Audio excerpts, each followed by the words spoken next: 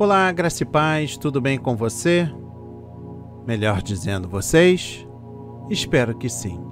Chegamos ao final do segundo módulo, Mudança de Vida Combatendo a Depressão, com o tema principal, Como Vencer o Desânimo. Foram 3 dias, ou seja, completando hoje o 4º dia, de grande ensinamento para as nossas vidas. Há momentos em que simplesmente nos sentimos desanimados. As coisas não estão indo bem e há problemas inesperados que nos atormentam, apesar de nossas boas intenções.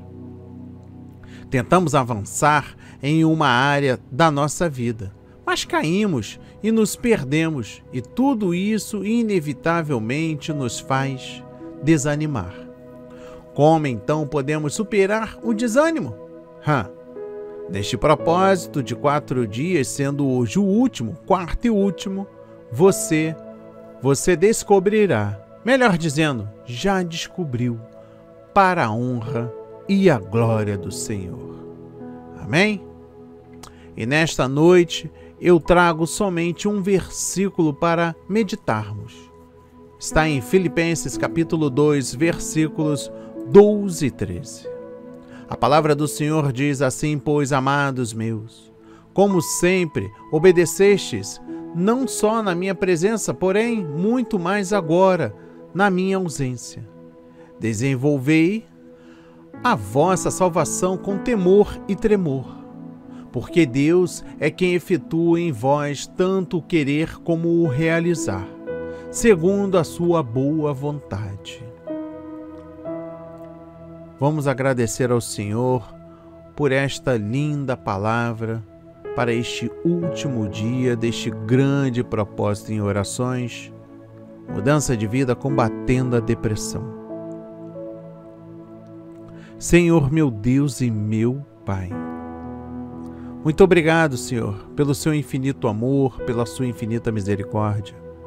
Agradecemos por, até este momento, estar nos acompanhando, motivando vidas, transformando corações, fazendo segundo a sua vontade, para que possamos vencer este mal que assola o planeta depressão.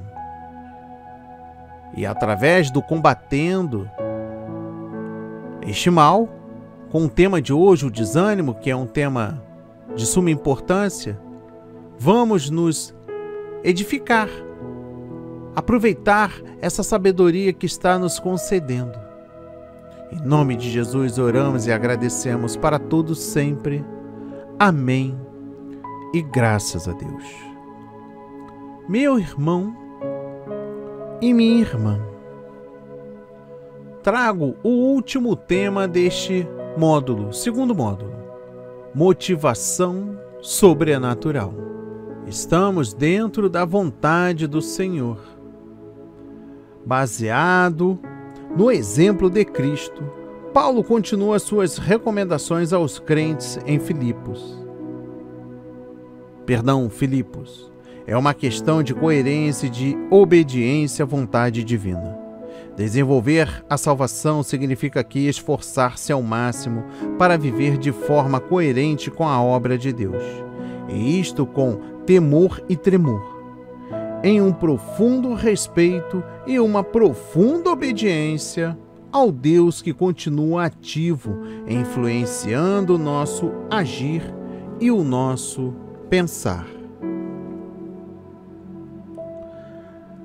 Preste atenção, meu irmão e minha irmã.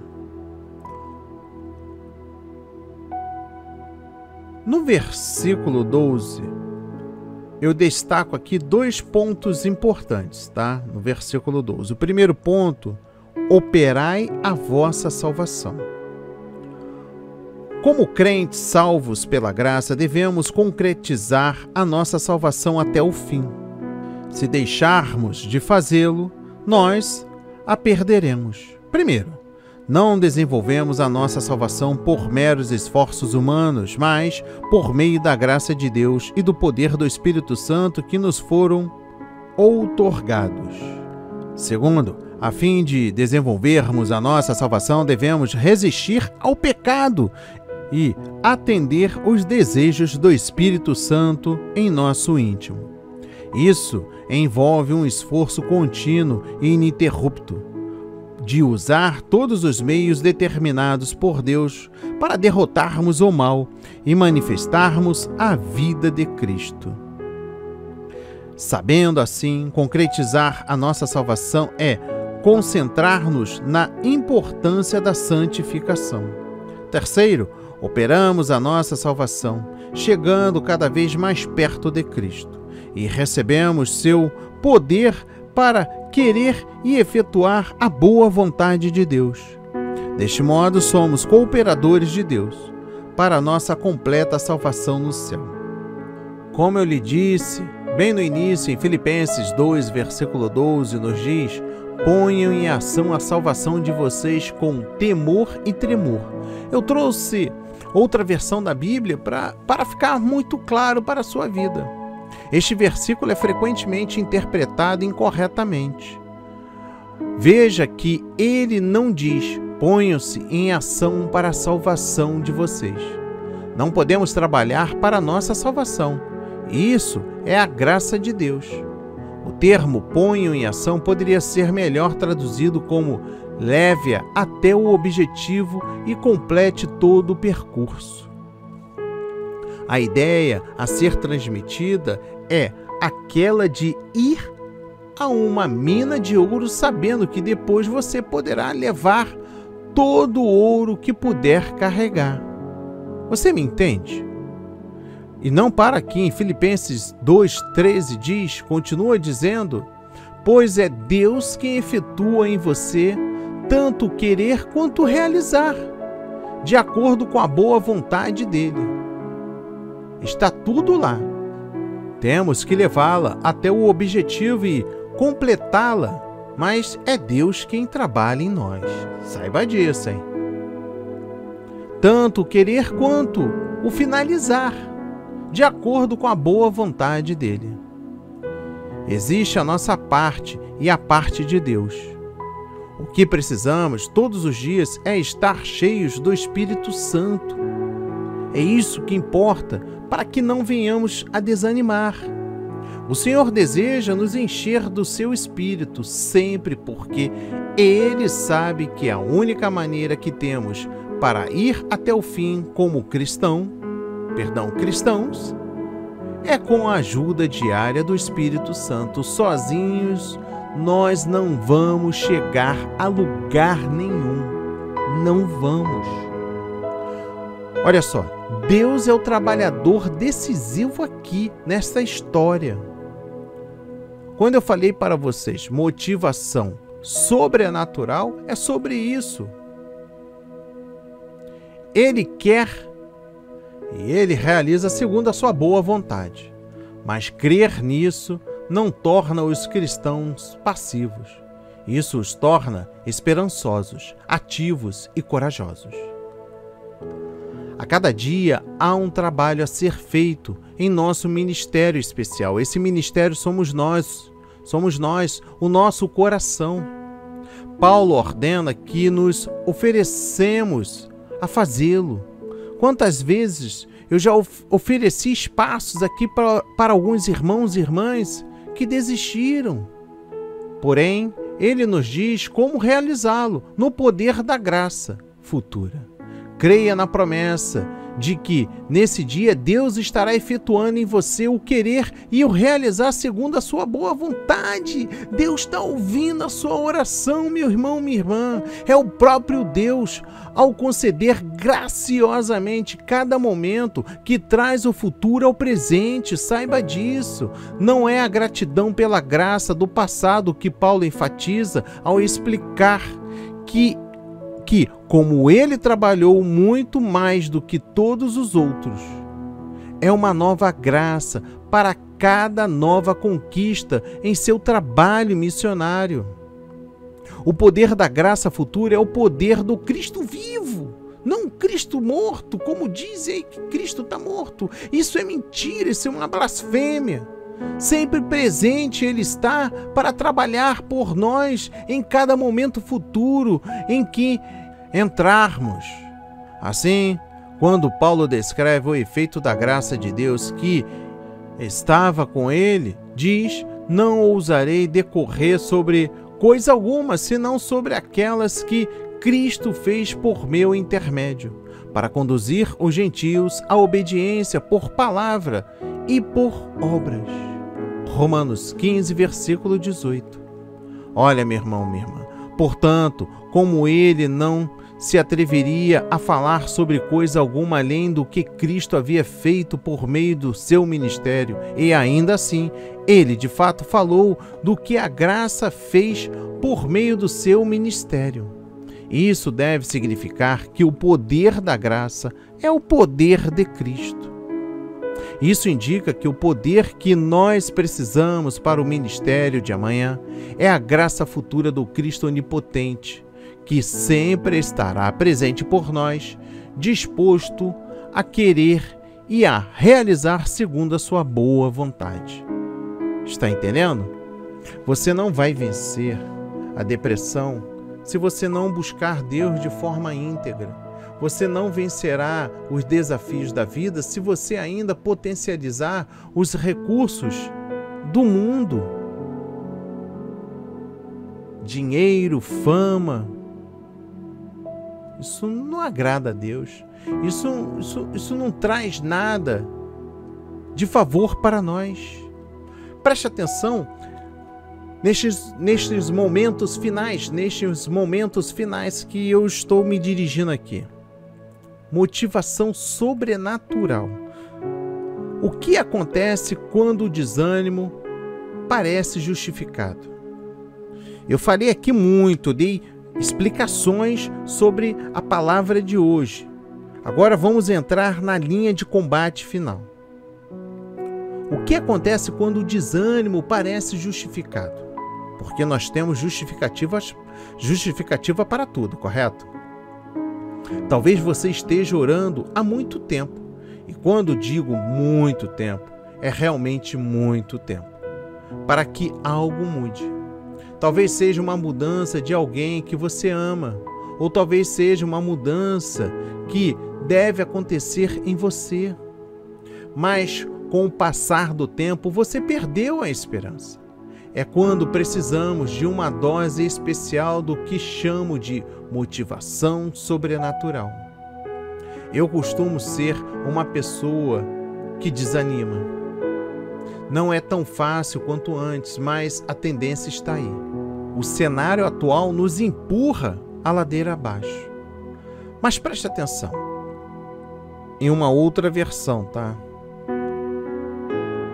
Filipenses 2,13 diz: porque é Deus quem produz em vocês tanto o querer quanto o fazer, que é o realizar, para que a sua boa vontade seja feita. Eu sempre abordei essa passagem em dois casos. Primeiro, Deus te dá motivação. Motivação especial não vem de uma circunstância, mas vem de Deus.